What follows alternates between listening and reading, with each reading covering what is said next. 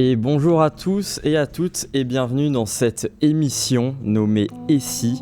Donc nouvelle émission, donc pour vous rappeler le concept, c'est une émission où nous allons parler de différents sujets, mais de différents sujets de fiction et d'apporter une note scientifique à celle-ci. Donc sans plus tarder, je vous laisse découvrir nos thématiques d'émission avec cette petite capsule. Tout de suite.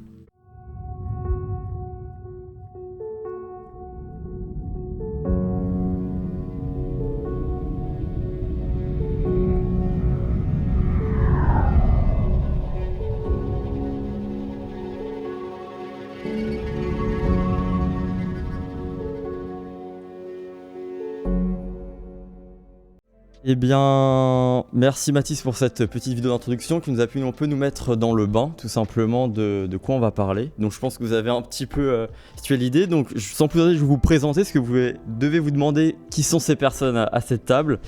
Eh bien, nous sommes avec Denis Desmarques et Eric Guillot. Je vous laisse vous présenter.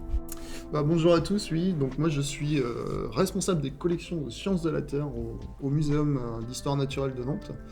Et du coup, à travers ces collections de sciences de la Terre, c'est des thématiques assez larges, mais ça fait un peu de moi un minéralogiste, un paléontologue, et puis on peut dire aussi un archéologue, entre guillemets. Voilà. Un homme multicarte. C'est ça, pluridisciplinaire. C'est ça. Un très bon généraliste. Ouais. Très mauvais spécialiste. Comme moi d'ailleurs, de toute façon. Donc moi, Eric Guillot, je suis responsable, c'est le pendant de la science de la vie, donc je suis responsable des collections de sciences de la vie, tout ce qui comporte zoologie, botanique, champignons, et avec un peu d'ethnologie. Donc très bon généraliste et très mauvais spécialiste aussi sur les sciences de la vie. C'est tout ce qu'on veut. La généralité, de toute façon, là, ça va partir. Mais plutôt une spécialité sur la zoologie. C'est parfait. Et ben, moi, je vous propose que tout de suite, on va passer à notre rubrique Et si. Donc, aujourd'hui, on va parler, donc vous avez pu voir, de « Et si les dinosaures n'avaient pas disparu ?» Et si cette météorite n'avait pas atteint la Terre. Moi, j'ai une question, et je pense que beaucoup de personnes ont cette question-là. Ça peut paraître simple, mais qu'est-ce qui serait passé ? Les dinosaures auraient continué à évoluer, ou on serait là, on serait pas là. C'est toutes ces questions-là, parce qu'on sait tous que que la météorite a percuté la Terre. Et que depuis dinosaures, pouf, plus rien, et on est apparu comme ça, après une évolution, et là on est dans l'ère actuelle, la nouvelle ère après le Jurassique. Donc l'idée c'est, moi j'ai ma question, comme vous avez pu le voir, qu'est-ce qui serait passé et si les dinosaures n'avaient pas disparu ?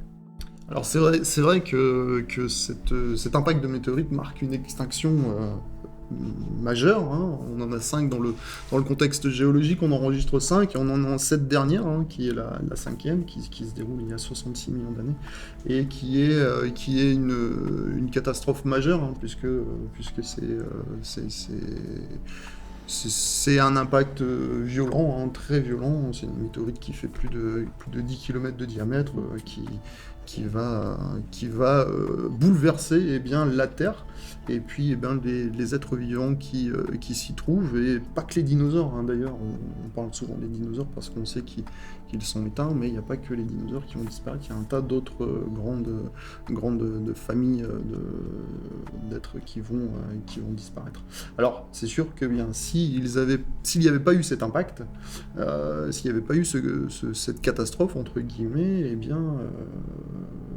les dinosaures seraient peut-être encore parmi nous, parce que alors il y a une petite autre il y a eu évidemment des petites, j'ai envie de dire, extinctions, disparitions d'espèces, hein. Il faut savoir que la vie sur Terre, c'est une histoire qui a 550 millions d'années, et qu'elle est marquée par différentes extinctions, et du coup, après les dinosaures, après cette extinction majeure, il y a eu aussi, la vie a connu des perturbations, etc. Et du coup, mais pas de majeures comme celle d'il y a 66 millions d'années. Donc on peut en effet supposer qu'il y aurait toujours parmi nous, qu'il y aurait toujours ces dinosaures. Alors, ils y sont, hein, toujours, hein, parce qu'on parle de la disparition des dinosaures, mais il y a 66 millions d'années, ce sont les dinosaures non aviens qui disparaissent. D'accord. Les dinosaures aviens sont toujours parmi nous, hein. Et on peut préciser justement cette différence des dinosaures aviens Bah oui, alors c'est ceux qui ressemblent aux oiseaux, hein, c'est Ok. ceux qui Ont des plumes. donc, à travers voilà, qui ont des plumes et qui sont donc à travers les oiseaux, eh bien il y a les dinosaures sont toujours là entre guillemets. Ok. Oui, donc enfin, les oiseaux entre guillemets actuels sont des descendants directs, du coup, ce que j'ai compris, des dinosaures du passé.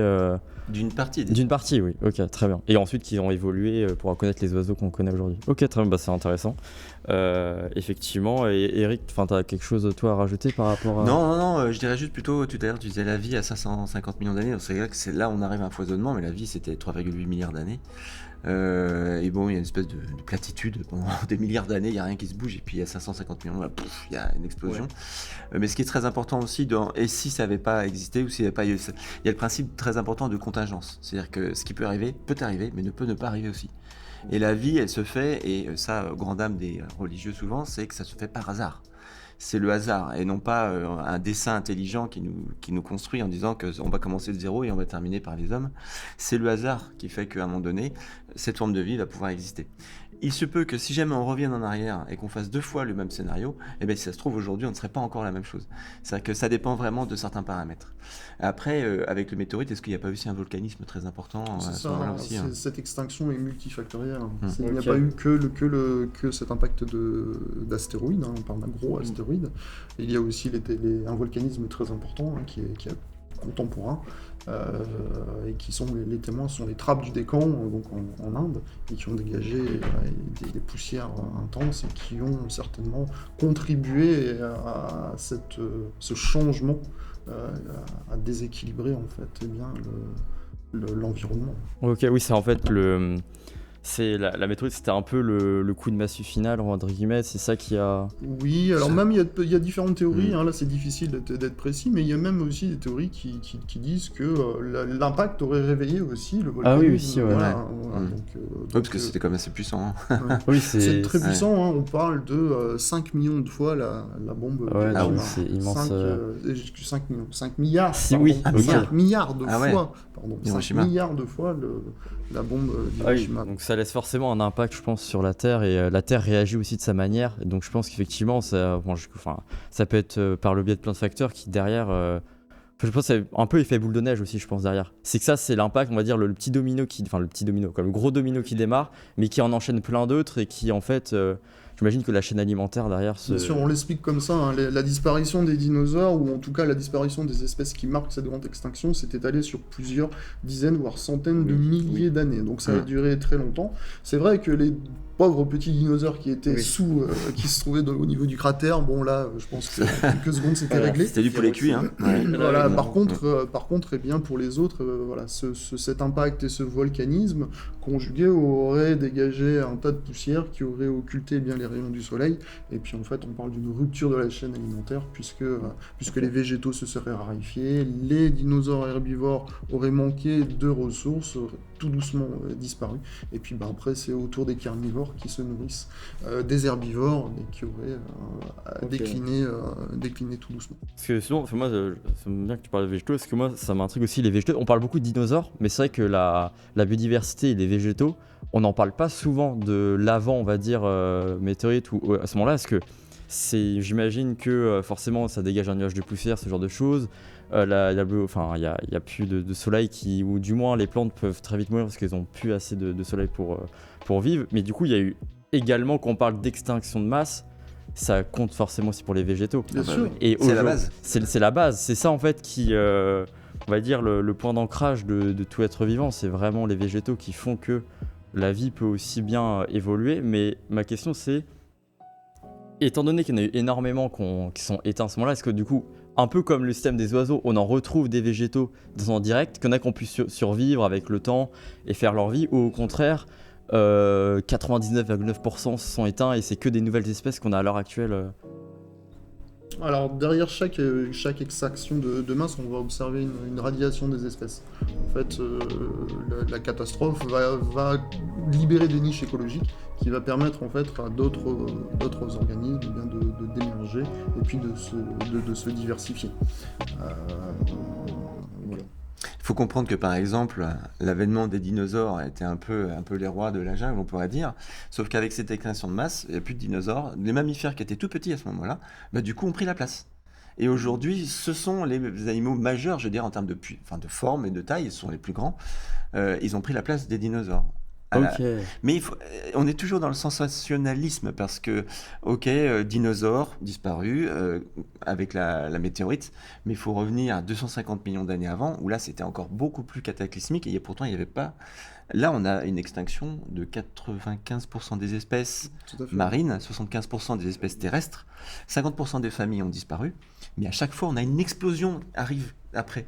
C'est impressionnant, c'est d'abord extinction, d'un coup, pouf, ça repart de chaque côté. Ouais, c'est beau. Enfin, il y a un côté aussi un peu poétique aussi là-dedans, j'ai l'impression. Enfin, c'est en fait une fin pour un nouveau départ, entre guillemets. C'est C'est un que. peu ça, ouais.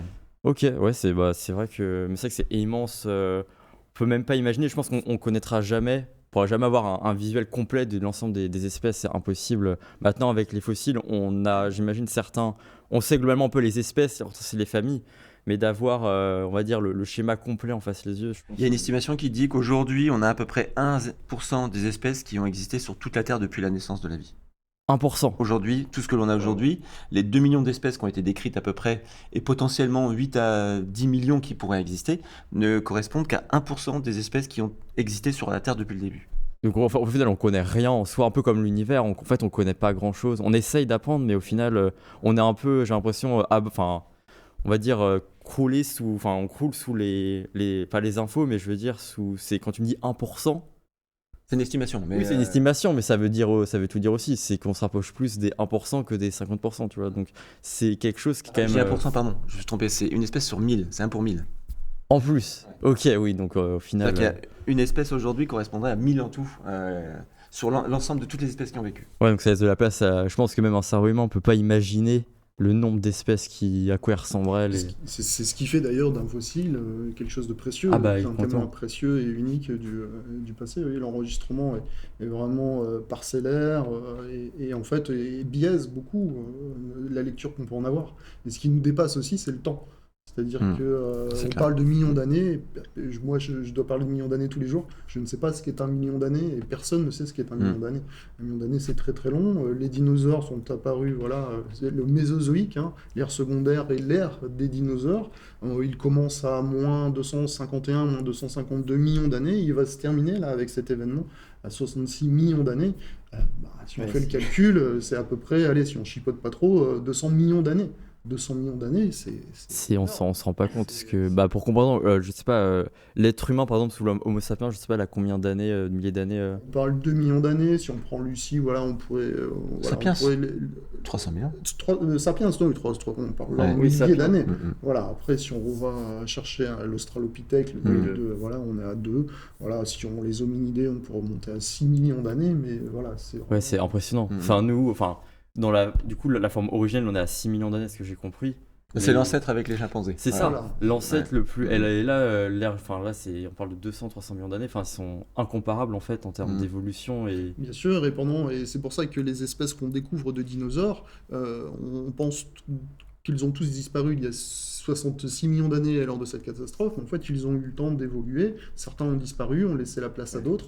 Et voilà, donc il y a toute cette histoire de la Terre aussi, parce qu'en fait, le temps, sur ces grandes échelles, permet aussi à la Terre d'évoluer. Et la vie évolue avec cette Terre. On est à 251 millions d'années. Il y a cette extinction majeure qui est vraiment la plus dramatique pour le vivant et ce qui coïncide en fait avec la Pangée. La Pangée, c'est la réunion de tous les continents. En fait, il y a à cette époque, à la fin du Permien, les continents sont un seul et même supercontinent, et en face, on a la pente à la qui est un super et même océan. Et en fait, les milieux sont donc raréfiés. Voilà. Et derrière va se passer le morcellement de la Pangée qui va s'amorcer à partir de Trias, Jurassique, Crétacé. Et du coup, les animaux vont pouvoir aussi se diversifier avec la diversification en fait, des environnements, des milieux. Ok, oui, ils sont répartis en fait petit à petit. Et puis ils vont se spécialiser, ils vont tout simplement s'adapter et suivre un petit peu le mouvement de leur environnement. Ils vont avoir le temps de s'adapter et c'est pour ça qu'on va voir émerger plein de nouvelles espèces aussi. Et on va voir dans ce registre paléontologique une diversité. Mais certains vont disparaître bien avant les 66 millions d'années. Forcément, comme on peut le voir aujourd'hui. y a des espèces qui sont même en voie d'extinction. Après, moi, il y a aussi un peu le... Mais là, en fait, notre cerveau, il est pas, il est conditionné par notre mode de vie. C'est-à-dire Oui, que c'est nous, au-delà de 100 ans, c'est compliqué pour nous. À 150 ans, ça commence moins. On a un problème au niveau spatial et temporel.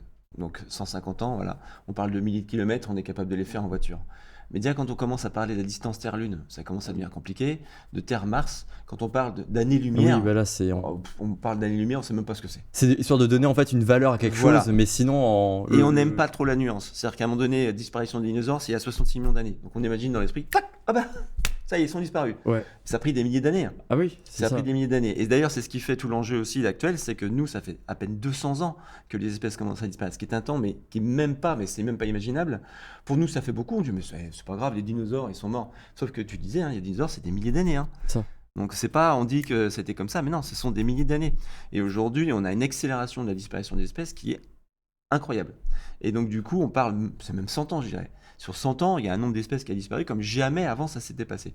Mais du coup, est-ce qu'on parlerait d'une nouvelle extinction de masse à l'heure Là, actuelle? on est en train Ok. de vivre, La 6e, il y en a certains l'avancent. Donc qui est en cours sous nos yeux en fait Ah oui, à l'heure oui, tout à actuelle, fait. on la vit nous-mêmes. Oui, oui, oui. Ok. Et aux grandes dames de certains qui n'aiment pas trop ça, c'est de notre faute. C'est Oui. l'activité humaine qui est le principal facteur et non pas les cycles solaires avec la Oui, Terre, on la a Lune. entendu parler des voilà. choses. Voilà. Non, Qui, c'est la elle, se ferait par plaisance, contre sur un temps beaucoup plus long, je dirais. Si vraiment il y avait Oui. une influence, et c'est sûr, il y a une influence solaire, mais ça prend sur des temps énormes. Nous, on parle de 200 ans, c'est trop court pour que ça soit un cycle lié à des phénomènes géologiques, spatiaux, je ne sais pas quoi on va dire derrière. Mais là, c'est purement lié aux activités Oui, humaines. mais à l'échelle de la Terre, c'est un battement de cils en fait, même pas. Là, tout s'est condensé très très vite et c'est vrai qu'on est témoin de ça nous-mêmes. Mais après, je pense que oui, effectivement, on agit nous aussi. Si on se mettrait à la place de la Terre ou d'autres espèces, un peu comme un parasite au final. Quelque chose C'est ça, bah, de toute façon, l'homme est une Ouais. espèce. Alors fais attention l'être parce humain est que pour le biologiste, le parasitisme, c'est une notion bien particulière. désolé. C'est une espèce invasive. Peut-être, ouais. Une espèce invasive, c'est vrai qu'on a. Bon, bah, on est partout sur Terre. C'est-à-dire, tous les milieux sont anthroposophisés et puis on a domestiqué tout. Quoi. C'est-à-dire que même les. Beaucoup, enfin, ouais. beaucoup. Mm. Après, bon, peut-être pas. Pas tout. Au-dessus de 2000 mètres, bon, c'est peut-être pas. Et puis dans les grands fonds, peut-être pas. Non, Mais c'est ouais. vrai qu'entre les deux, l'homme est partout et malheureusement a détruit entre guillemets bien les environnements et a perturbé en fait cet équilibre qui s'était créé et qui Non, mais c'est vrai, dans lequel c'est vrai. on appartient aussi. C'est ça qui- Mais c'est intéressant que vous reparlez de ça parce que du coup, ça remet aussi une remise en contexte au-delà de l'actuel, aussi du passé. Ouais, bien Et sûr. du fait que remettre un peu les échelles en place. Et c'est vrai que c'est pas normal que. Bah non, c'est pas parce que le soleil est incliné de 30 degrés que c'est pour ça que la moitié des espèces disparaissent. Vous revenez ici il y a 12 000 ans, on se les gelait ici, parce que c'était la glaciation à ce moment-là. Bah c'est ça. Et d'ailleurs, ça posait la question des dinosaures. Est-ce que vraiment on aurait pu imaginer une fluctuation et voire disparition s'il y avait une grande glaciation, absolument pas liée du coup à des facteurs de météorites, ce genre de choses. Ok, mais du coup, ça va me ramener à ma deuxième question ici, qu'on parlait des êtres humains. Si les dinosaures, justement, avaient pas disparu, est-ce que ça aurait quand même laissé la place à l'être humain ou c'est une option c'est entre guillemets grâce à la météorite et tous ces faits-là que l'humain est apparu comme beaucoup d'espèces au final? Moi, je dirais non. C'est parce que justement, l'espace a été donné après aux mammifères. Si l'espace, tu parlais des niches écologiques, si jamais il y a une...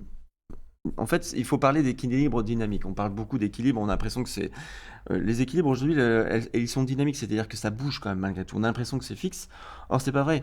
Les climats, ils évoluent, la géographie, elle évolue, et donc les animaux et les espèces végétales s'adaptent au fur et à mesure. Donc, ce sont des équilibres qui sont dynamiques. Là, on a vraiment rompu par certaines fois. Mais tout se fait quand même dans un continuum et assez longtemps.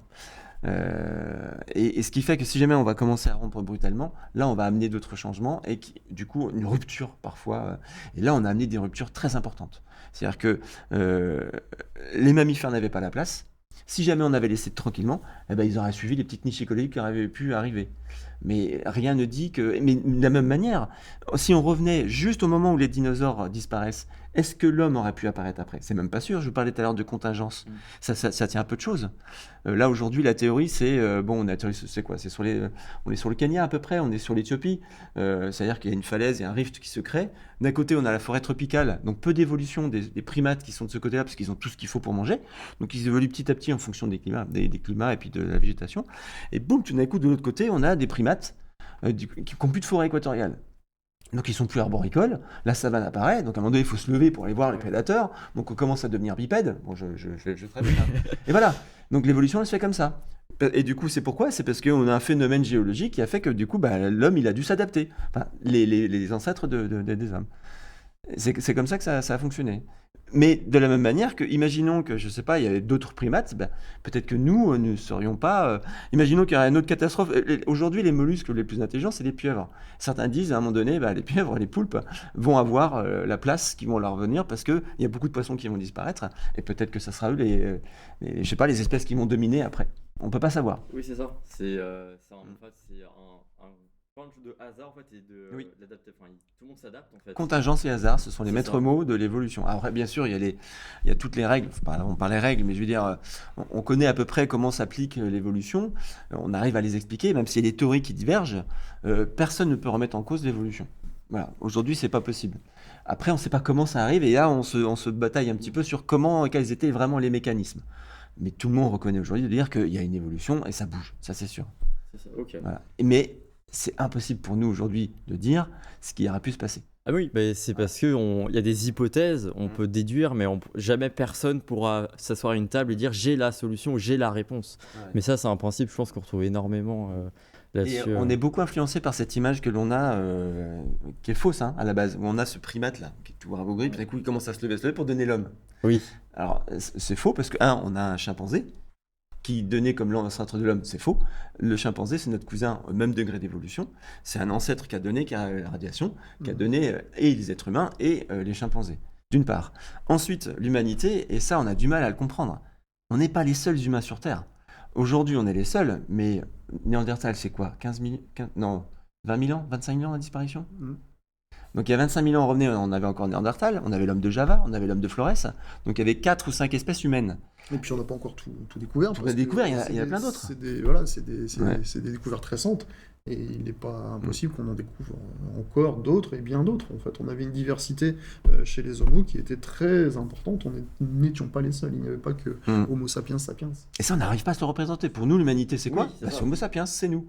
Et ça montre comment on est conditionné par notre façon de voir les choses. La géographie, le temps, très court. Géographie parce qu'on ne va pas faire des longues distances et parce que nous, on n'a toujours vu que des humains. Donc pour nous, l'humanité, ça n'est que des Homo sapiens. Point. Or, l'humanité, elle est composée d'une très grande histoire. Ouais, c'est ça. Mais sapiens, c'est 300 000 ans, c'est rien. Ah, mais c'est rien du tout. Et surtout que ces choses-là, on les sait, vu que j'imagine qu'on a découvert des choses derrière qui ont pu nous amener à ces hypothèses-là, enfin, mais qui sont même plus que des hypothèses maintenant. Et c'est vrai qu'il y a pour la grande partie de la population, il y a l'homme, singe, terminé. On est venu un peu par magie, en quelques milliers d'années, et on est la seule et unique. Mais c'est vrai qu'il y a eu énormément d'évolution derrière. Il y a eu j'imagine, des espèces qui ont pris le pas sur d'autres. Et là, on est la version plus évoluée, entre guillemets, ou celle qui a su se démarquer et survivre. Mais on est un peu influencé aussi par cette vision liée au Dieu. C'est-à-dire qu'il y a eu, on va pas aller jusque-là, mais Dieu, il a créé la Terre il y a 6 jours ou 7 jours. Voilà. Certains vous diront c'était il y a 6 000 ans. Il y a du fixisme. C'est-à-dire que 6 000 ans, tout a été créé et les espèces ont disparu petit à petit. Mais vous voyez, il y a un musée, je crois que c'est à Philadelphie, qui met les hommes face aux dinosaures. C'est-à-dire que pour eux, je ne sais plus si c'est Philadelphie, mais un musée créationniste. Sans complexe, ils vont vous dire, dinosaures et hommes ont été contemporains, ont vécu ensemble. C'est juste que les dinosaures ont disparu, mais les humains sont restés. Une vision qui est un peu étriquée et qui est vraiment liée à droite ligne de la Bible. Voilà. Ce qui est archi faux, quoi. Oui, c'est ça. Et du coup, ça, c'est une bonne transition. On va maintenant passer du côté vraiment pop culture et influence urbaine sur les dinosaures et la vision qu'on a des dinosaures, parce qu'effectivement il y a énormément, si ce n'est beaucoup, enfin moi quand j'en parle, c'est vrai que les dinosaures, tout le monde a la même vision des dinosaures et personne va essayer de remettre en question ou essayer d'avoir un peu un libre arbitre sur ce qu'on lui montre à la télé ou ce genre de choses. Donc je vous propose de regarder un mini entre guillemets documentaire qui va retracer un petit peu de manière très très globale mais l'histoire de la pop culture et des dinosaures. Salut les explorateurs. Aujourd'hui, on plonge dans le monde fascinant des dinosaures et de l'ère jurassique. Attachez vos ceintures, car on va explorer comment la pop culture, que ce soit à travers la BD, les livres ou le cinéma, a influencé nos idées préconçues sur ces créatures préhistoriques.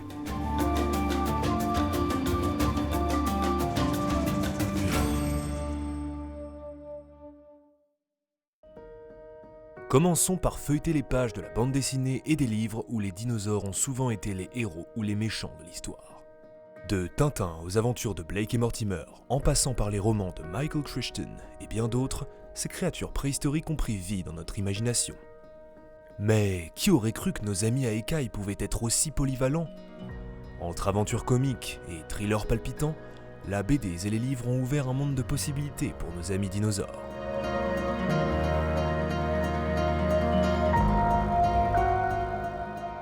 Maintenant, élargissons notre écran mental pour explorer le cinéma. Cet univers où les effets spéciaux ont donné vie aux dinosaures de manière spectaculaire. Jurassic Park, le chef-d'œuvre de Spielberg, a changé la donne en nous offrant une vision grandiose et parfois effrayante de ces géants préhistoriques. Rappelez-vous la première fois que vous avez vu un T-Rex rugir à l'écran. Jurassic Park et Hollywood ont fait des dinosaures des superstars. Mais cela a aussi créé des images préconçues, parfois un peu trompeuses. Et comment oublier le film Disney Dinosaures ? Avec ses adorables iguanodons et son épopée émouvante, il a apporté une touche unique à notre vision des dinosaures. Aladar, where's Suri? She's up in the tree.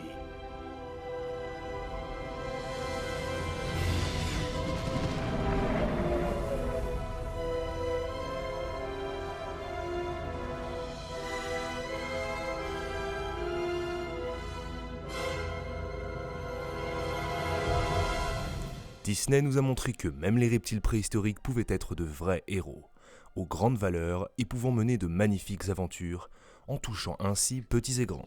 Doit passer au-dessus de nous de nombreuses fois. Nous devons le suivre jusque là-bas où il touche la terre. Cependant, derrière ces images sensationnelles se cachent parfois des idées fausses. Détachons-nous un instant des écrans pour explorer la réalité des dinosaures.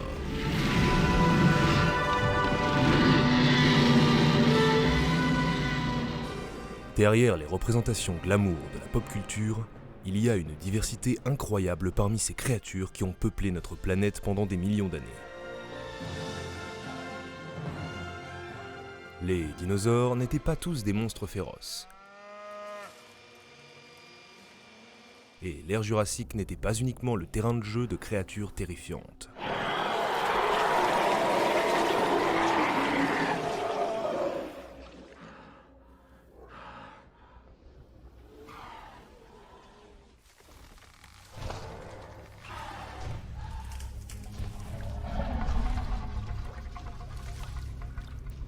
La pop culture a peut-être amplifié certains stéréotypes, mais c'est aussi ce qui rend cette époque si intrigante. En réalité, les dinosaures étaient diversifiés des herbivores pacifiques aux carnivores redoutables. L'ère jurassique était une époque de transformation fascinante sur notre planète.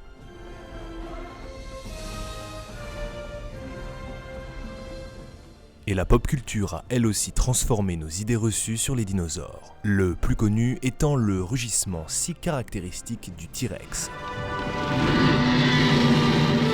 Figurez-vous que celui-ci est totalement inventé et faux. En vérité, celui-ci se rapproche plus de l'oiseau que du lion.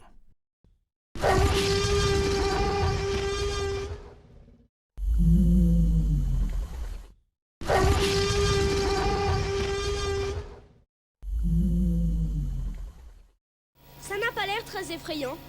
Oh non, drôle de numéro. C'est juste comme une grosse dinde. Une dinde, hein. Oh non. Et cela est un exemple parmi tant d'autres, mais il faudrait bien des vidéos pour en parler. Mais alors que nous continuons à explorer les fossiles et à déchiffrer les mystères du passé, chaque nouvelle découverte nous offre un aperçu fascinant de la vie des dinosaures. C'est une aventure qui se poursuit, et qui sait ce que nous réserve encore la Terre des dinosaures.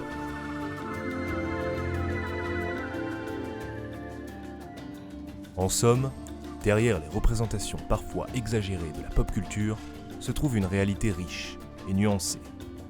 Les dinosaures étaient bien plus que des stars de cinéma, ou des protagonistes de BD.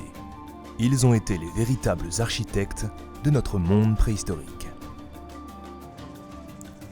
Alors la prochaine fois que vous croiserez un dinosaure à l'écran, souvenez-vous que la vérité est souvent bien plus intrigante que la fiction.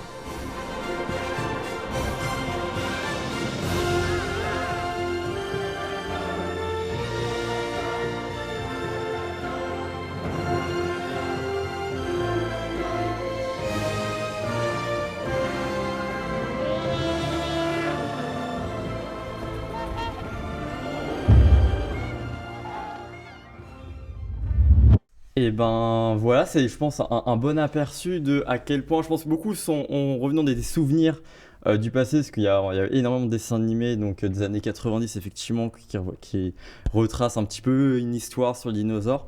Et justement, je pense qu'on va utiliser ou partir de cette base-là pour un peu se questionner sur les idées reçues que les personnes ont, notamment par le biais des BD, des livres ou de Hollywood tout simplement, qui ont, je pense, semé des petites graines fausses dans la tête des personnes, tout simplement des spectateurs. Quand ils pensent dinosaures, ils pensent à des choses qui sont au final, on a pu le voir, trompeuses ou parfois complètement à côté de la plaque, qui ont été vraiment une invention du début à la fin pour le cinéma. Moi, j'aimerais avoir votre avis sur, par exemple, si on reprend un peu le scénario Jurassic Park, si aujourd'hui les dinosaures revenaient à la vie et on les relâcherait dans la nature ou quoi, d'un point de vue par exemple biologie, d'un point de vue même humain, comment ça se passerait en fait? Si on remet sur la chaîne alimentaire comme ça des êtres préhistoriques. Déjà, voilà, chaque individu est intimement lié. Pas mal. Ah là oui, je suis d'accord. Mais un peu à notre image, un peu l'image de l'homme. Voilà, chaque être vivant est intimement lié à son environnement. Et du coup, là, il serait complètement dissocié de son environnement. On lui laisse pas 2 minutes. Hein. C'est clair et net. C'est-à-dire qu'il doit se nourrir, il doit avoir une chaîne alimentaire, peut-être des conditions climatiques particulières. Enfin bref, il est parfaitement adapté à son environnement. Donc si on ne prend pas l'environnement avec, et si on le télescope et bien dans un autre environnement, c'est évident qu'il ne va pas survivre, c'est impossible. Voilà. Moi, je prends toujours l'exemple quand les enfants me disent « Ah, de toute façon, le plus évolué, c'est celui qui est le plus fort. » On dit toujours oui. C'est la loi du plus fort. Dans la nature, c'est pas la loi du plus fort, c'est la loi du plus adapté. Il y a un exemple qui est extrêmement simple. Vous prenez un éléphant et un manchot, quel est le plus fort? Bon, l'éléphant. Ok, pas de problème. Vous mettez les deux sur une banquise, qu'est-ce qui se passe? Exactement, ça l'éléphant, il coule, en moins de 2 minutes, de toute façon, il est mort de froid. Donc là, c'est pareil, si on va pousser à l'extrême, on va mettre un dinosaure sur la banquise, il va rien faire. Mais en plus, quand on parle de biologie, d'écologie, on parle de population et d'espèces. C'est-à-dire que si jamais vous mettez juste un couple de dinosaures, alors au pire, ils vont survivre. Mais ça va durer quoi? Ils vont vivre 50 ans? Après, ils vont à peine avoir de quoi se reproduire. De toute façon, ça va pas durer très longtemps. En plus, avec les hommes maintenant qui mettront ça dans des zoos, faut imaginer ça aussi. Oui. Si on veut pousser la pop culture au maximum, là on va faire des stars de cinéma, donc ils vont commencer à prendre de l'embonpoint parce qu'on va les nourrir un peu trop, et puis voilà. Et puis. Oui, ça peut aller très loin. Non, mais je veux dire, je plaisante là-dessus, mais moi je donne pas cher de leur vie, ça c'est clair aujourd'hui, parce qu'ils sont pas adaptés. Ils sont plus adaptés, ils ont fait leur temps, comme on dit. Oui, parce que, et c'est ça aussi qui est assez intéressant, c'est que tout à l'heure je parlais de sensationnalisme, mais on n'évoque jamais l'aspect, par exemple, parasite et maladie. Et qui sait que, ça se trouve, il va arriver ici, il va se choper une grippe monumentale, parce qu'il va trouver un virus et qu'il va trouver justement un spécimen impressionnant sur lequel il pourra se développer et mourir au bout de 2 jours. On n'est même pas à l'abri de ça. Bon, ça, j'ai du mal à le croire, mais la grippe aviaire, par exemple. La grippe aviaire, parce que là, du coup, ça atteint les oiseaux. Donc, si on élargit au groupe, tout ça aussi, c'est comme nous, on a hérité, le sida, par exemple, nous viennent des chimpanzés et des gorilles. C'est un virus qui a pu s'adapter. Il faut imaginer, justement, parce qu'on est des mammifères primates, et on peut imaginer que les dinosaures se chopent une grippe aviaire, parce que au niveau phylogénétique, c'est assez proche. Et du coup, ils vont mourir peut-être au bout d'une semaine. Oui, c'est ça. Voilà. Mais c'est pour ça, en fait, je pense que oui, il y a tout l'aspect aussi maladie du terme, et même pour nous, les hommes, je pense que c'est des maladies préhistoriques ou ce genre de choses qui, s'ils reviennent à la surface, ce serait fatal pour nous, parce que notre corps n'a pas, j'imagine, des anticorps, au moins, il n'est pas du tout adapté, et vu que un dinosaure, c'est un être vivant avant tout, je pense que la biologie, au fond, elle fonctionne à peu près pas de la même manière, mais on retrouve un peu des mécaniques. La biologie, elle fonctionne de la même manière, les règles n'ont pas changé. Oui, c'est c'est juste ça. que du coup, en termes d'adaptation, par exemple, si on prend une maladie de l'homme de Cro-Magnon, il faut imaginer que là-bas, la durée de vie, 25 ans peut-être. Et donc, tous les filtres de la sélection naturelle, la prédation, le parasitisme, les maladies, le froid, il faut imaginer le froid. Donc, eux étaient très résistants, mais avaient une durée de vie qui était limitée. Et c'est vrai qu'ils devaient... seuls ceux qui résistaient du coup à des maladies survivaient, quoi. Alors, du coup... Et on imagine aujourd'hui un virus qui arrive d'il y a 30 000 ans ou 50 000 ans, nous on serait peut-être incapable d'y résister, alors que Cro-Magnon pouvait y résister, et donc on pourrait mourir très vite aussi. Oui. Donc là, c'est-à-dire que même nous qui sommes après assez proches, l'environnement ayant changé, on serait peut-être incapable de survivre. C'est ça. Et par exemple, sur le fait de. Il y a aussi des films qui parlent du fait que justement la météorite n'était pas tombée sur la Terre, ou alors ces dinosaures n'avaient pas disparu, à tel point ils auraient continué d'évoluer. Par exemple, est-ce que, parce que nous, on a pu s'organiser en société, tout ça, on a pu apprendre à communiquer avec, voilà, il y a des milliers de langues sur Terre, mais je veux dire, on a pu réussir à communiquer entre nous, faire un système. Est-ce que eux, si on leur a donné 10 millions, 100 millions d'années, j'en sais rien, aux dinosaures en plus, et s'il n'y aurait pas eu, on va dire, de choses, est-ce que à quel point ils auraient pu évoluer ou... Ils auraient évolué, c'est certain. C'est certain, Oui. ils auraient évolué. Après, dire dans quelle direction ils auraient pris, c'est juste impossible à C'est dire. ça. On peut en effet imaginer, mais peut-être c'était vrai au Mésozoïque. Il y avait peut-être des vies grégaires, des troupeaux qui savaient communiquer et qui vivaient... alors, on va pas parler de société, mais qui vivaient en groupe, voilà, qui savaient échanger. Alors, qu'on parle à chaque fois de communiquer, ils ne parlaient pas comme nous parlons, mais on peut imaginer qu'il y avait des rapports voilà, entre eux, d'autres qui avaient plutôt une vie solitaire. Enfin, bon, voilà. Ouais, c'est Donc, ça.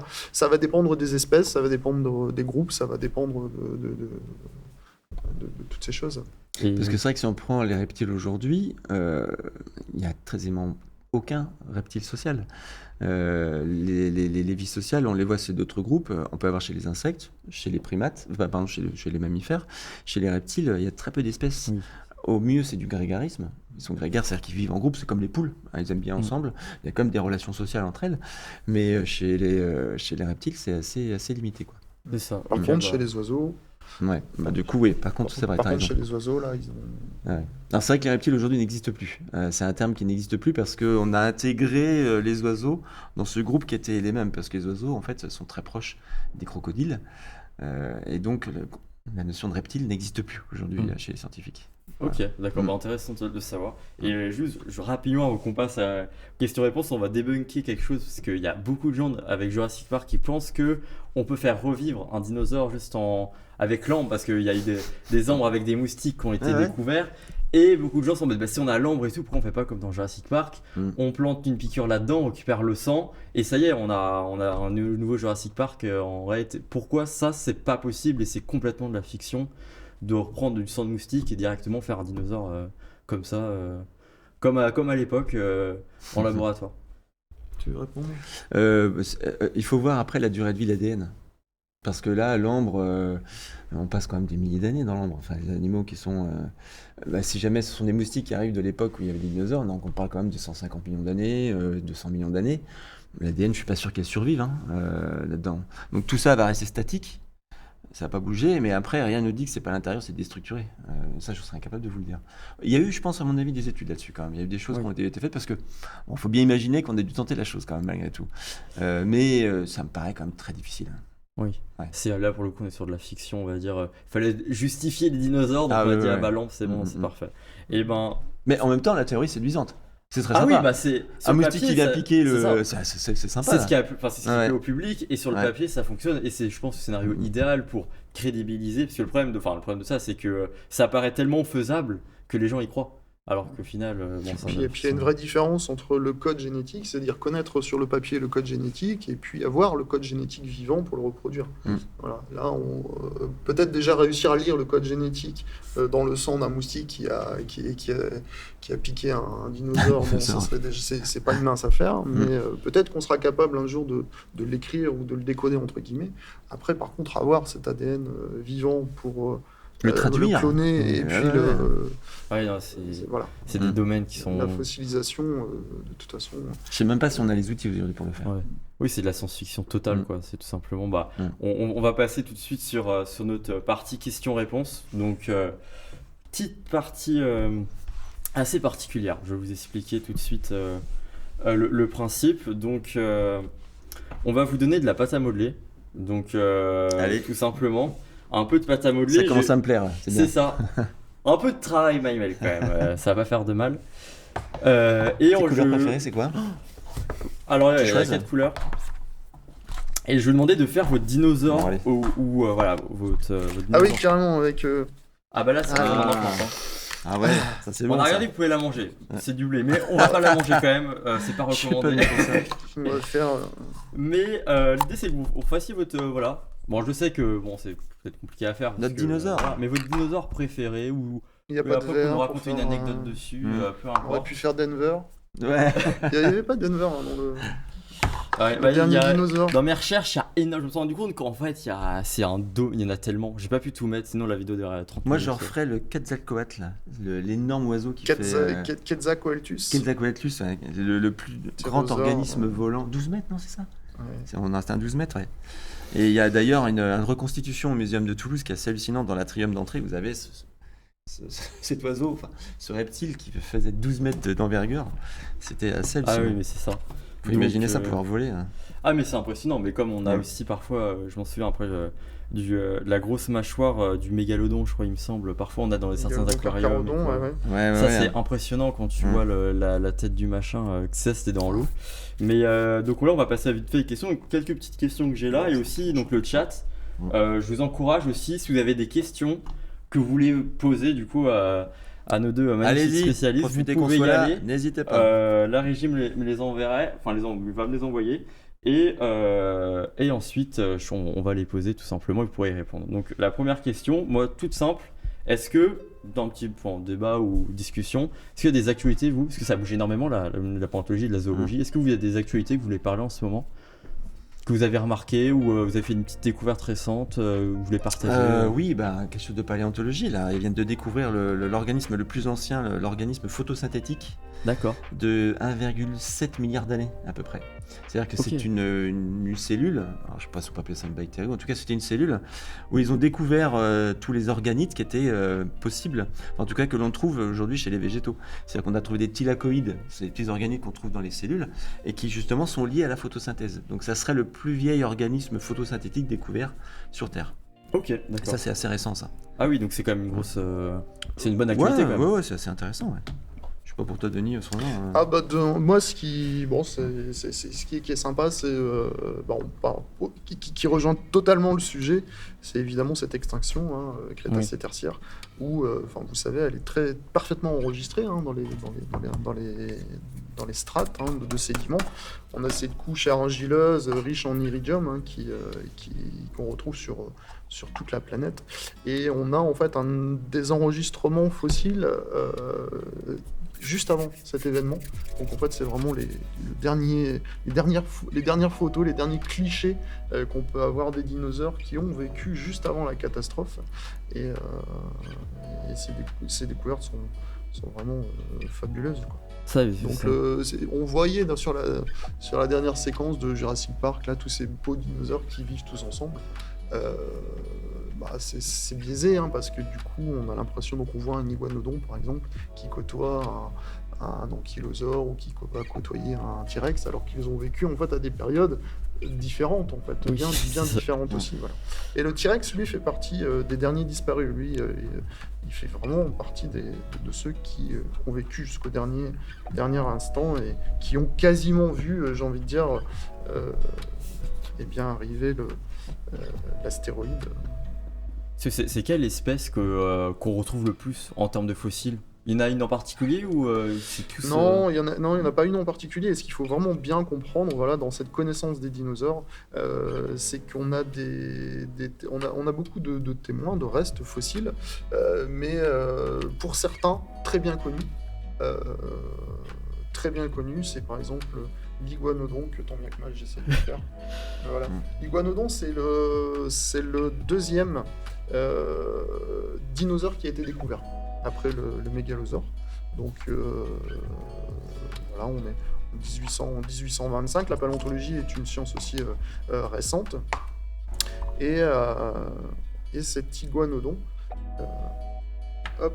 cet iguanodon, en fait, on le connaît très très bien. On le connaît très très bien, tout simplement parce qu'on a plein de restes de cet individu, et on a à peu près 80, je crois un peu plus de 80 squelettes entiers. Ok, de cet oui, individu. c'est quand même pas mal. Voilà. Et du coup, ce qui fait en fait qu'on ait une connaissance très précise, de l'anatomie de cet animal. Mais en fait, tous les dinosaures ne sont pas représentés avec la même précision, parce qu'on n'a pas autant de restes pour d'autres. Vous parliez du mégalodon Carcharodon, qui a été rebaptisé là récemment Otodus. En fin de compte, on n'a que les dents.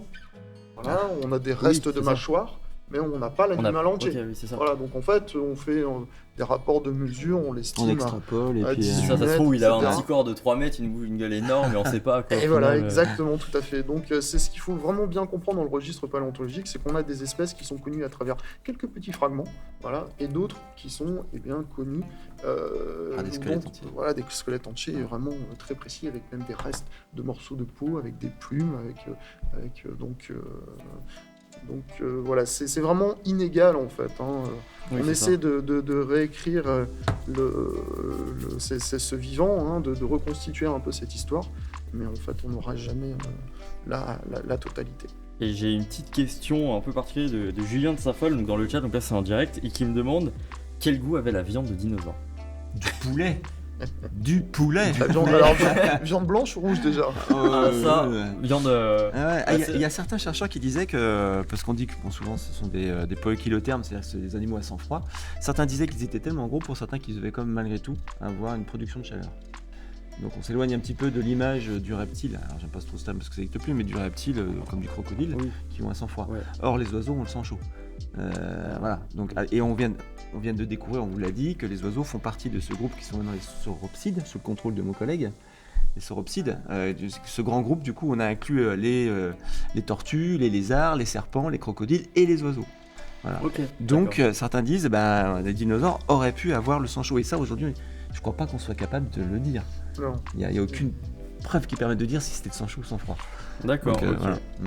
J'ai une question donc de Nathan Movie. Au niveau de la chaîne alimentaire lors du Jurassique, qui était tout en haut de cette chaîne ou tout en bas? On a tout en haut de la chaîne alimentaire où on sait ça ou c'est pareil, à quelle période en fait? C'est ça, on va dire. C'est parce que c'est encore une fois et dans quel milieu d'années. Océan, c'est ça, en fait, c'est une question qui est très. Parce que forcément, quand on s'en prend l'exemple du pingouin et de l'éléphant, c'est un très bon exemple. Parce du manchot, attention, du manchot, oui. Ouais. C'est un très bon exemple parce qu'effectivement, dans l'Antarctique, tu mets un lion par exemple au milieu de l'Alaska, il va pas aller très loin, quoi. Alors qu'au contraire, tu mets effectivement. J'avais une autre question aussi qui était revenue. Un T-Rex contre 50 lions qui gagnent, c'est des choses. Je sais pas. On sait pas. Ça se trouve, les lions ils vont partir en courant parce qu'ils vont avoir peur. Et puis, ils iront pas s'attaquer, à mon avis. C'est ça, je pense que d'avance, les lions, déjà c'est souvent les lionnes et pas les lions qui vont attaquer. N'iront par exemple jamais s'attaquer à un éléphant, même en groupe. Éléphanto peut-être. Donc elles vont faire en sorte d'éloigner les parents pour aller attaquer l'éléphanto. Les girafes, elles le font très rarement. Mais là on parle d'animaux qui sont herbivores. Donc face à un T-Rex qui lui a des dents et des griffes, à mon avis, le match est différent. Oui. Donc ils iront pas, je pense pas. C'est ça. Ouais. Et même il y a des dinosaures qui ont par exemple des grosses carapaces qui c'est pas un des dents de lion, de lion ou de tigre qui vont les. Comme le rhinocéros. Ça, exactement. Ils vont pas l'attaquer parce que il a le cuir qui est trop dur. C'est ça. C'est. Non, c'est. J'ai une question de Louis Maury qui dit comment vous est venu le goût des dinosaures ou de cette ère-là en fait, de vous intéresser à ce milieu-là? Parce que c'est le goût de poulet, c'est ça.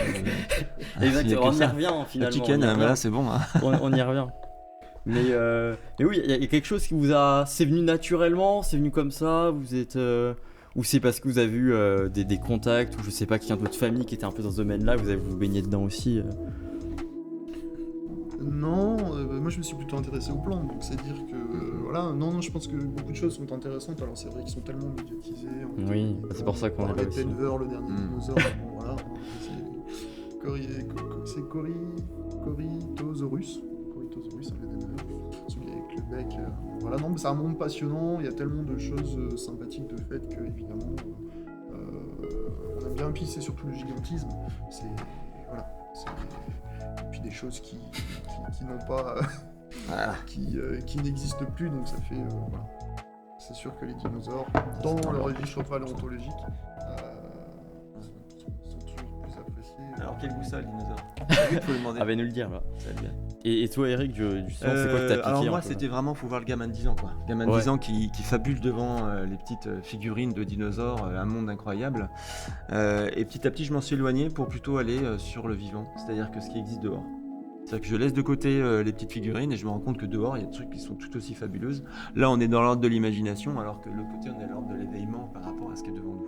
C'est ça. Et là, je me disais, on suffit de sortir à la maison et pas forcément d'aller dans les tropiques. Hein. Chez nous, il y a des choses qui sont formidables. Ça, au lieu de s'intéresser à des choses forcément qui mais sont c'est très bien. disparues, Mais il y a, il faut aussi s'ouvrir sur ce qu'il y a sous nos yeux en fait, et que on peut bien étudier pour le coup. Parce que là, ce qui m'interroge aussi, c'est pourquoi est-ce que nous parlons des dinosaures? Qui nous a imposé cette vision, alors que les trilobites qui ont disparu bien avant sont super intéressants aussi.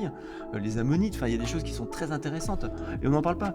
On parle des dinosaures parce que, comme je vous disais, sensationnalisme, c'est grand, ça a des dents, et on imagine que ça crie alors que ça crie même pas, si ça se trouve. C'est pour ça, c'est qu'il y a un fantasme en fait collectif qui est fait autour de ce monde-là. Donc où il y a des dérives entre guillemets, mais je veux dire, on s'approche plus du scénario de film que d'une réalité on est là-dedans. biologique. Mais en même temps, c'est plaisant. Je veux dire, quand on est gamin, c'est sympa d'avoir ça.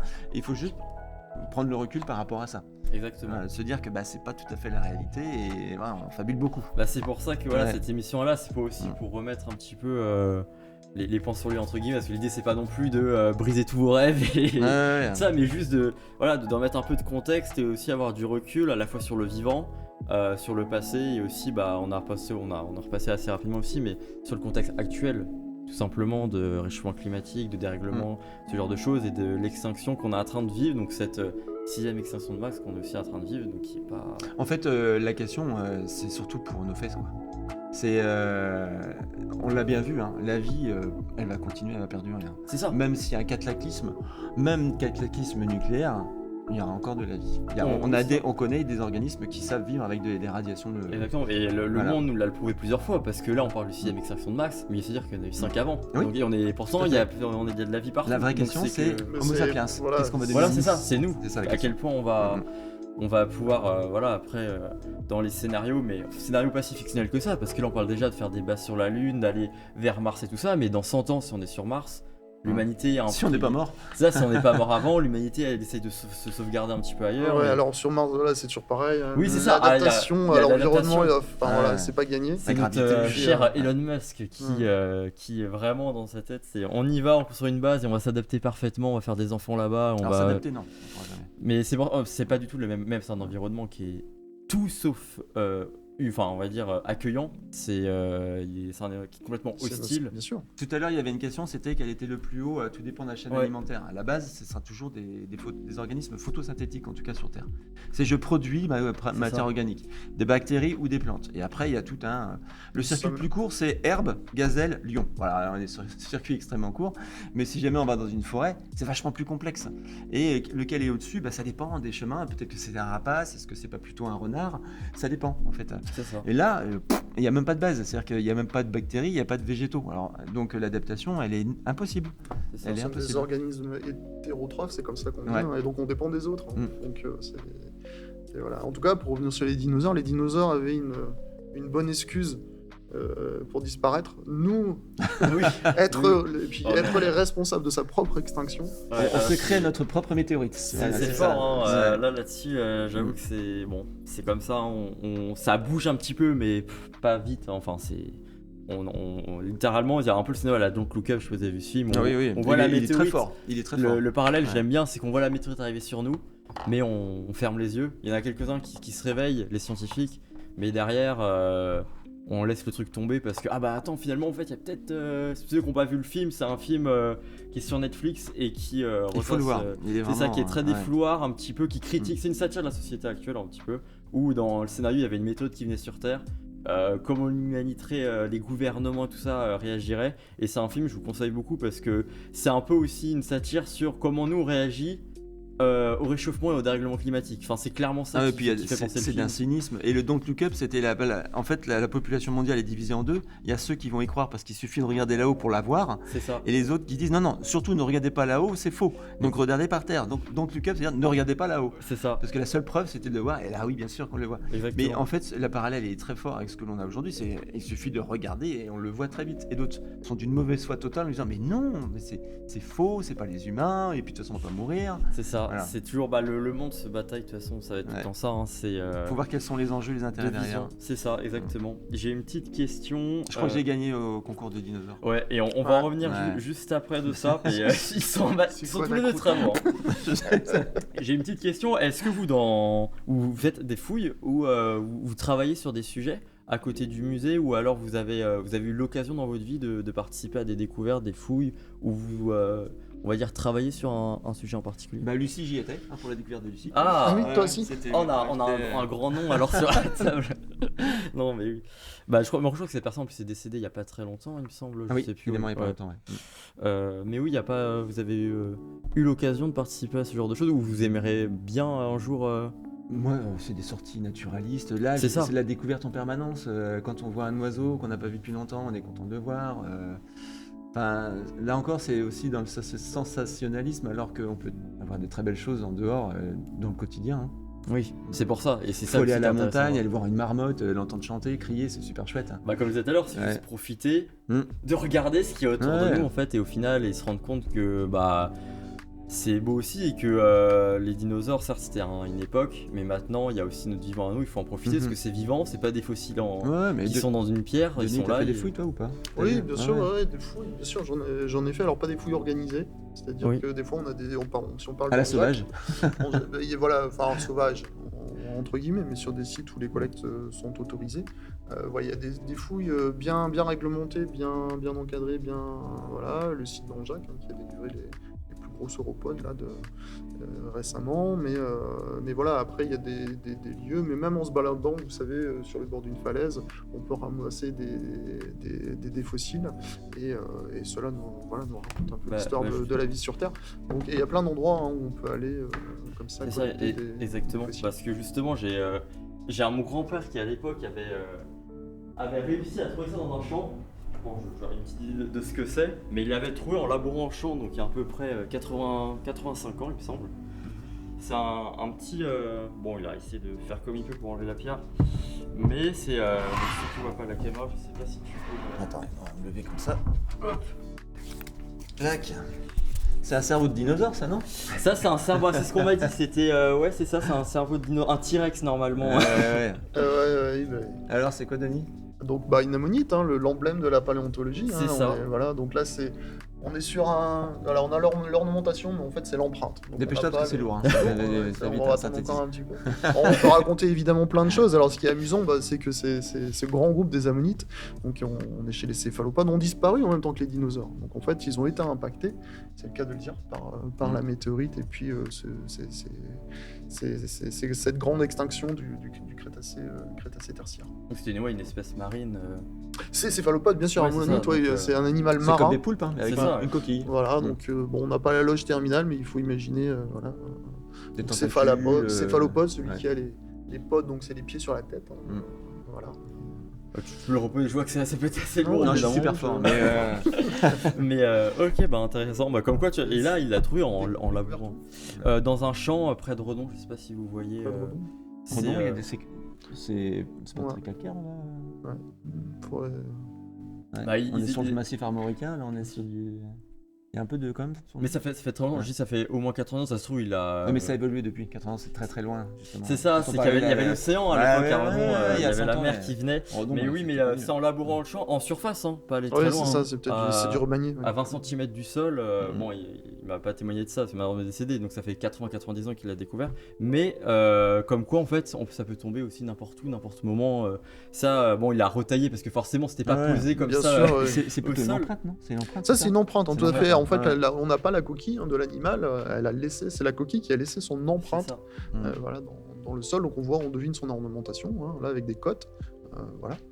Mais c'est vraiment... Oh, déception, c'est même pas une amélie, c'est son empreinte. Oh là là là Le là. papy, hein, c'est la loupé son truc.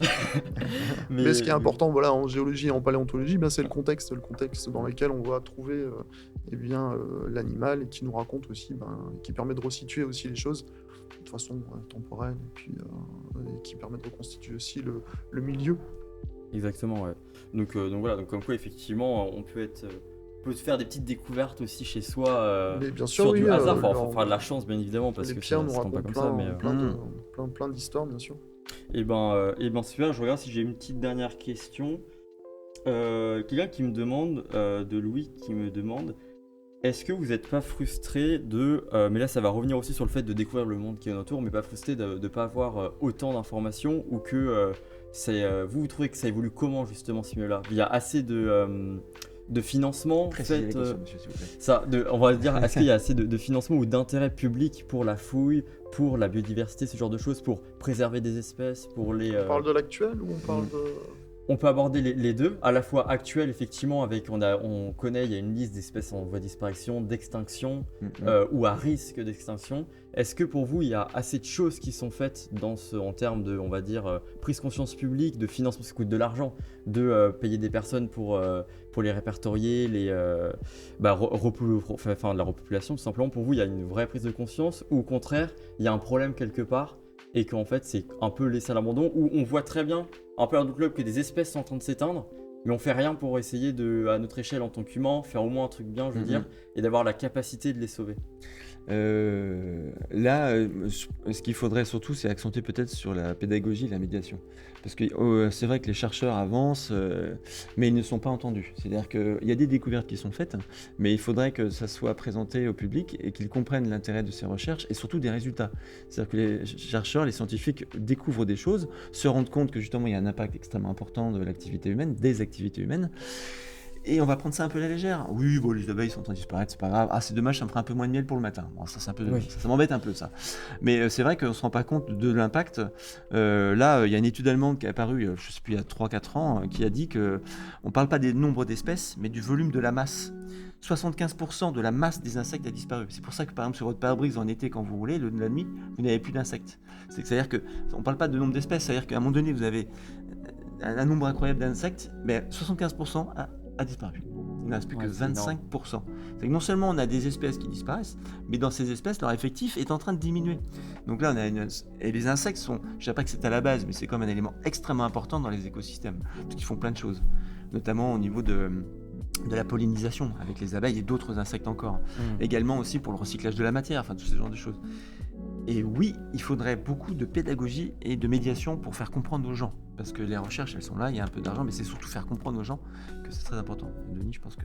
Très bien. Et puis pour rebondir juste sur les insectes, si on revient aussi sur notre crise crétacé-tertiaire, c'est grâce aux insectivores, ces insectes qui mangeaient les détritus et qui, parce que voilà, plus de végétaux, c'est grâce à eux aussi que la vie a pu continuer et puis se développer derrière. Ok. Et juste pour répondre aussi donc maintenant à la question, c'est on sent quand même une prise de conscience de la pédagogie, on sent que voilà les nouvelles générations ont conscience de ce problème d'environnement, d'effondrement de la biodiversité ou de dérive climatique. Là où ça va se jouer, c'est vraiment au niveau global, au niveau mondial. C'est-à-dire que pour y arriver, il faut réussir à s'entendre, mais sur les 5 continents. Oui. Pas juste... nous, en France, on avance, peut-être pas assez vite, mais on avance quand même, mais là où l'enjeu fera toute la différence, c'est si on arrive au niveau global, c'est-à-dire au niveau mondial, à s'entendre, et puis aller tous dans la même direction, avec tous les mêmes prises de conscience, avec tous la même volonté. Ok, très bien. Et c'est très beau message, mais c'est vrai que c'est totalement vrai. Finalement, c'est avec un travail collectif que je pense qu'on est une communauté avant tout, donc c'est un effort commun, mutuel à faire. Mais effectivement, il y a une prise de conscience à avoir qui se fait, même moi je le vois dans ma génération, de plus en plus, sur l'environnement, sur derrière tout ce qui est espèces animales en voie de disparition. C'est vrai que c'est de plus en plus communiqué. on va dire, il y a un vrai dialogue maintenant qui est fait, une médiatisation de ce genre de choses qui sont faites pour une prise de conscience. Mais voilà. Donc pour terminer, parce que là on va arriver à la fin de l'émission, je vous propose de présenter vos créations. Je vais un peu déplier ça. Je vais mettre ça ici comme Ah ça. bah parfait. Hop, voilà. Magnifique. Alors, c'est une licorne, c'est Une licorne. Non, je Monsieur, plaisante. s'il vous plaît. Je Les licornes, plaisante. Ça n'existe pas. Je plaisante. Mince. Zut. Est-ce que tu peux nous expliquer ce que c'est et pourquoi tu... C'est un.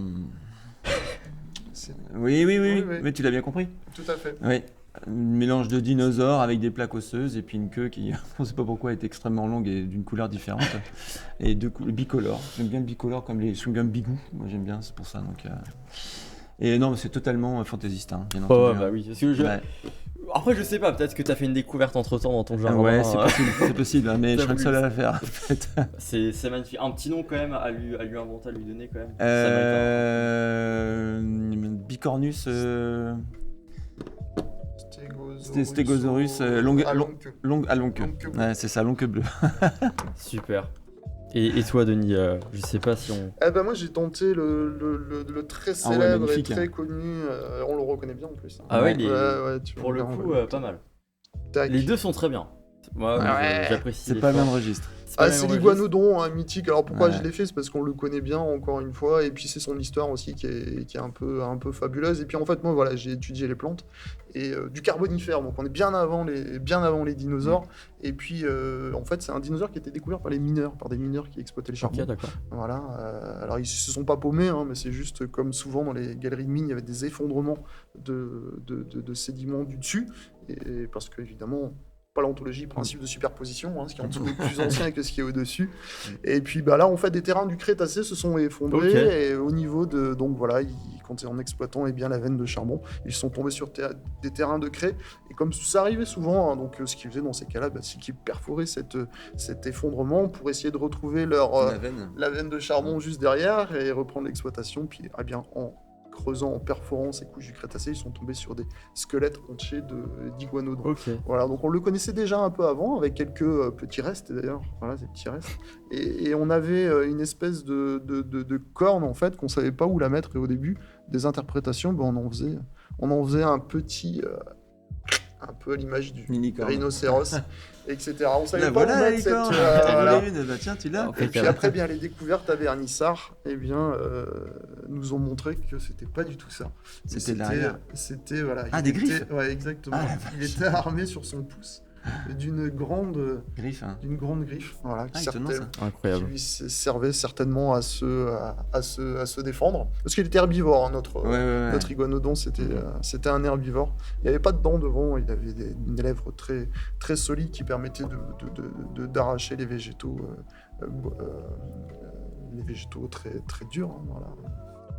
Ok. Donc voilà, et Bah, puis... très intéressant. Je savais pas tous les anecdotes sur le fait de la mine, mais après c'est logique dans un sens où forcément après c'est un très gros coup de chance Oui, à c'est chaque souvent fois, ça. parce qu'il faut mais tout voilà, au bon c'est le endroit, hasard. Ouais. mais parfois le hasard fait bien les choses, et donc Tout à c'est un bon fait, exemple. oui, non, c'est un peu l'histoire de la paléontologie avec les connaissances qui se font au fil des découvertes et cette voilà, on n'a pas, il faut pas imaginer qu'on connaît tout par Oui. cœur sur tout. Il y a le grand livre de la vie qu'on essaie de retracer, de réécrire. En fait, on n'a que quelques paragraphes, des fois des paragraphes assez conséquents, des chapitres entiers bien écrits, mais parfois on n'a que des Oui, c'est ça. petits mots par-ci par-là, des petites lettres.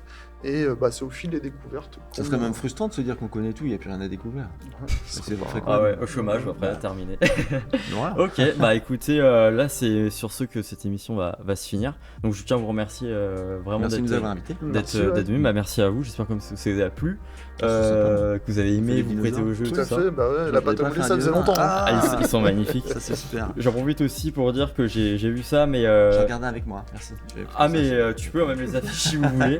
Mais il y a eu une exposition, il me semble à Nantes le week-end dernier sur les dinosaures justement en taille réelle. Il me semble que c'est la Beaujoire et l'exposition se déplace à Rennes Il me semble du C'est un camion, 27 non au 28 janvier 2024. C'est pas un semi-remorque qui transporte les dinosaures, ils ouvrent non? Ah si, Ouais. c'est dans un semi-remorque, en fait ils ont remonté les dinosaures, ils les ont ramenés, en fait ils les ont appelés, ils sont mis et ils s'exposent tranquillement. Ok. Mais non, ouais, c'est des dinosaures bon, alors, en plastique, hein, si vous avez pas remarqué, mais bon là quand même je pense qu'il faut mieux pour vous que vous vous doutez que c'est en plastique, en taille réelle, qui sont exposés, donc avec des spécialistes et tout ça.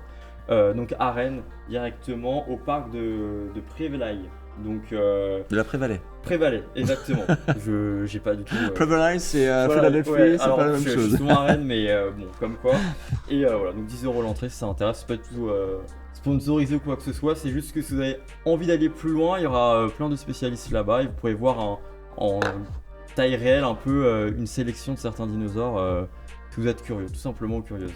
Bah en tout cas, bah merci beaucoup, c'est sur ce que notre émission va se terminer. Moi je vous souhaite donc de nous suivre sur nos réseaux sociaux pour retrouver derrière ce live ici en replay, mais également en petite capsule qu'on va retravailler derrière. Vous pouvez retrouver par séquence sur notre Instagram, donc ici le live, ou sur le YouTube où vous êtes actuellement d'ici les prochains jours. Donc, Et je vous invite à venir nous découvrir au Muséum Muséum d'Histoire d'Histoire Naturelle. Naturelle Tout à parce fait. que je voulais On a des justement en beaux parler. dinosaures. C'est que Oui, il y a Notamment une belle un très beau collection. vélociraptor. Ouais. c'est que le Muséum d'Histoire Naturelle de Nantes du coup propose plein de merveilleuses choses qui sont ouverts. Donc vous êtes ouvert pas le mardi, mais vous êtes ouvert du lundi au dimanche, sauf le mardi. Hein. C'est ça, sauf le mardi. Donc vous avez toute l'occasion d'aller vous voir, parce que vous y êtes forcément, et découvrir. Donc il y a une exposition en particulier en ce moment. Eh bien, Océan vient de se terminer et bientôt on va ouvrir Trésor et biodiversité. Donc là, c'est une exposition qui va montrer nos collections et une grande partie de collection qui est rarement montrée. D'accord. Parce qu'on a ok. énormément d'objets dans nos réserves, mais tellement qu'on peut pas les montrer, parce qu'en plus ça dépend des thèmes. Et là, le thème c'est de montrer nos collections. Ok, oui, Voilà. comme quoi. Trésor Là, et c'est biodiversité. open. Ouais. Bah, et c'est à partir de quand 24 février. 24 février, et ben Mhm. voilà, vous savez, on va le remettre après en description. Le 24 février, donc au Muséum d'Histoire Naturelle de Nantes, plein de belles choses en exclusivité Ah ouais. à découvrir directement. Et si vous y serez, donc potentiellement avoir un dialogue aussi En semaine, oui. en semaine. Oui.